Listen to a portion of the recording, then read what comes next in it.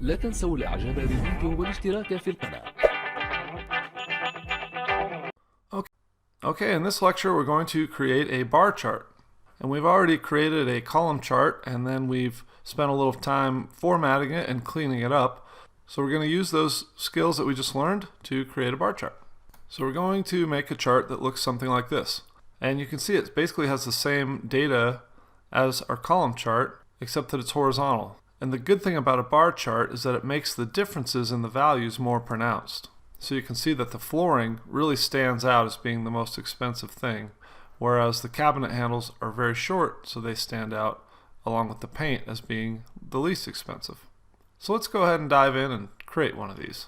Of course, we start with our basic kitchen remodeling cost worksheet, and we're going to highlight the data that we want in our chart. And remember how we had highlighted this whole range and then I had to go into the select data and delete the quantity and the cost? Another thing you could do to avoid having to do that is just select the exact data that you want by selecting the first column and then holding down the control button and selecting the second column. That way we're just getting the data that we want and not getting the data that we don't want.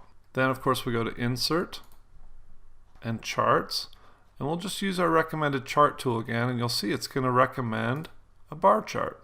Because our data was a lot simpler for Excel to interpret, it was more easily able to come up with a relevant chart. So it's got this clustered bar chart, which is exactly what I wanted to show you. So I'll click OK, and there's our chart. And we'll just go in and modify this, change that, call this cost of rent materials, make that a little bigger. Go in and take out these grids by hitting delete. Take out this bottom axis, and we'll just go with the green. And remember, if we wanted to change this so that these were all different colors, we'd have to go in, select on these, right click, go to Format Data Series, go to Fill, and vary colors by point. So now it's created a gradient based on the color scheme that I selected right here. If I went with one of these multicolored ones, then it would be all different. But we're going to stick with the green, and in fact we're going to get rid of the gradient, so we're going to keep all the colors the same, but we are going to go to the gap width and we're going to increase the gap width a bit just to make them a little thicker. There we go. So now we have our chart pretty well cleaned up. We need to add in our data labels. Perfect. Okay, so we have a pretty good looking chart now, but the one thing I'd like to fix, which I don't love, is that these numbers are all sort of out of sequence. So we have a small one down here, a small one up here, big one in the middle. What I want to do is make these nice and orderly so they follow a nice trend. So what I'm going to do is I'm going to sort my spreadsheet over here. We could have put this into a table, which we'll talk about later in the course, but in this case we're just going to use a simple sort tool. So you can see I've selected all of my data, including my headings, all the way down, not including my total. And notice right now these numbers are all out of order. So I'm going to click on Sort, and this has our columns, Sort On, and our order. And notice also this says my data has headers. I leave that checked because you can see it's recognizing that the headers are not part of the data that's to be sorted. So first I go by the sort by value, and that's giving me my header titles, and I pick which one I want. So I want to sort by total. So click that, and then I say sort on, and you have various options here. You can go by cell color, font color, but we're just going by values, right? Because those are the numbers in the cells. And then in what order do you want to sort your data? And I'll give you one tip here.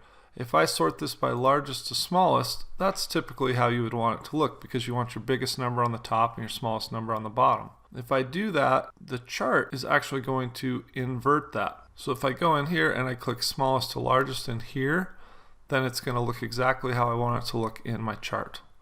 So I'll do that and I'll click OK, and then you'll see that my chart has responded to the sorting, and now we have a nice clean visual of our lowest cost to highest cost items from our spreadsheet.